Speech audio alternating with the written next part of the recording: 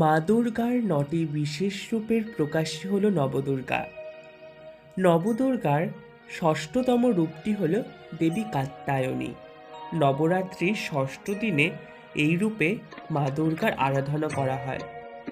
মহিষাসুর বিনাশ হেতু সকল ঈশ্বরের ক্রোধ থেকে সৃষ্টি হয়েছিল এই দেবী। ঋষি কাত্যায়নের পুত্রী রূপে মর্তে আবির্ভূত হন এই দেবী, তাই এই দেবীর এইরূপ কাত্যায়নী নামকরণ। এই কাত্যায়নী দেবী যুদ্ধের দেবী নামে পরিচিত।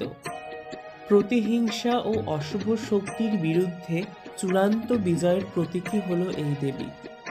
একদিকে যেমন এই দেবী অসুর নিধন করেন, তেমনি অপরদিকে ভক্তদের প্রতি ততোধিক কোমল ক্রিয়া বর্ষণ করেন। আজ্ঞাচক্র অর্থাৎ তৃতীয় নেত্রের অধিষ্ঠাত্রী দেবী হিসাবেও তিনি এই বিন্দুতে মনোনিবেশকারী ভক্তদের আশীর্বাদ করেন। উগ্রচণ্ডা এই দেবী লোহিত বস্ত্র পরিহিতা। এই দেবী সিংহ পৃষ্ঠে আবাসন করেন। এই দেবী চতুর্ভুজা।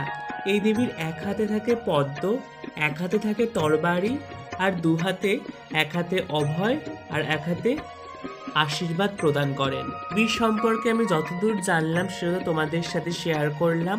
তো পুত্রী এই দেবীকেই আজকে আমি কাগজের দ্বারা বানাবো। তো দেখো কিভাবে বানাচ্ছি। তো প্রতিদিনের মতো আজকেও দেখো আমি প্রথমে এঁকে নিয়েছিলাম, সেটাকে এখন কালার করছি। এরপর আমি কাগজটাকে কেচির দ্বারা কেটে নেব। কেটে নিয়ে আমি সেটাকে কার্ডবোর্ডের ওপর লাগিয়ে শাড়ি, জুয়েলারি এসব পরিয়ে মাকে তৈরি করে নেব। তারপর সিংহর চুল লাগিয়ে একদম পরিপূর্ণ মাকে বানাবো।